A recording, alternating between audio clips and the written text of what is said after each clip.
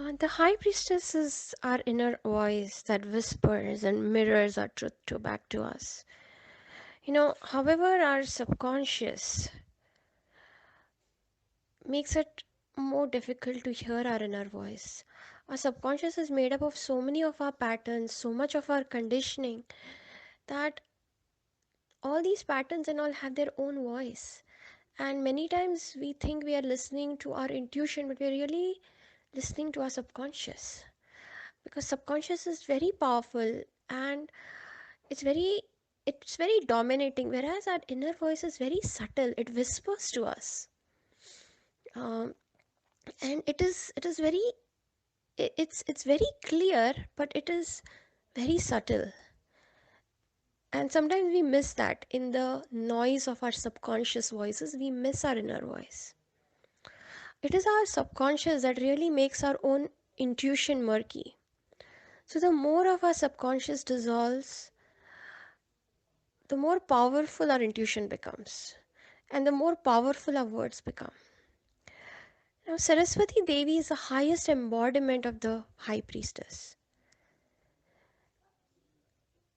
She is, as I said, she's so pure. Everything about her is white. It is through her that all learning flows into the cosmos, connecting everyone to the divine source. Uh, you know,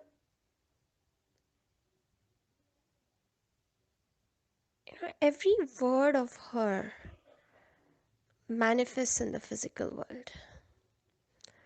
To imbibe the qualities of Saraswati Ma, the High Priestess, we have to look into our own education patterns. We have to become rivers of education ourselves, learning from the source and teaching to all those we touch. And we are not forcing our teachings on them, but everything we have learned just flows into every aspect of our life and to whom and whoever we come in contact with. And for this, we have to continuously purify ourselves again and again. I often think that this water cycle is also a purification. We have to start living our truth. We have to say our truth. We have to be our truth. Every cell of our body has to vibrate truth. And that is the essence of Saraswati Ma. And then every word, every vak that we say manifests and gets created into the physical world. When I look at the magician, I think of the yellow and the red, and it is very much about the solar plexus. Our capacity to bring divine will into the world, to act in accordance to divine will. It is very, solar plexus is very dominant there. But with the High Priestess, it is more white and yellow. Sorry, white and blue. It is about the throat chakra, the psychic worlds, and also the purity.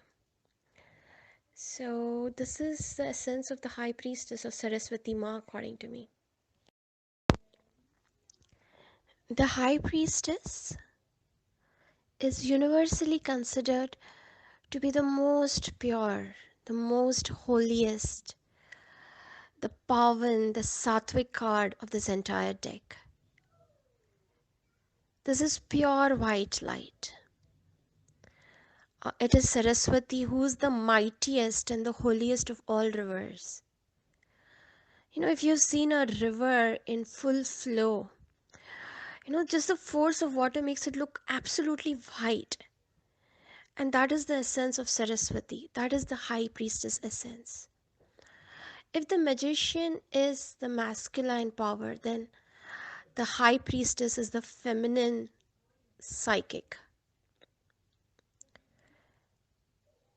Even if you look at Saraswati, the symbolism and the way she's portrayed, everything about her is white. Her clothes are white, the lotus is white,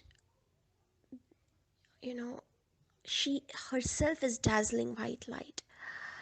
It is just the color of purity. It is, it is the energy that is flowing. It is soft, fluid, and yet it is extremely mighty and powerful. We generally associate power with more structures, rigidity, but this is absolutely flowing like a river. And this is the feminine path to divinity, because every river meets the ocean. And many times I think that this entire water cycle is the purification of water. It goes through this purification again and again and again. The High Priestess is a psychic channel that connects our physical material world to the psychic, the subtle divine realms. And when the psychic channel opens in, whether it opens a little or in a very large way, in whatever capacity it opens up, the more we are able to see what is going to happen, what is happening, the many veils they almost part and we can see the truth for what it is. People might be telling us something, but for us, if we are opening, if that psychic channel is open, we can see through them. We can read situations. We can even read situations before they happen, or even situations from the past. They just open up and we see what we didn't see before. It is also our inner voice that whispers and mirrors our own truth back to us. Now, the thing with the inner voice, the problem is our subconscious is sometimes so strong, and we have all different kinds of subconscious patterns and conditioning, which is why we hear multiple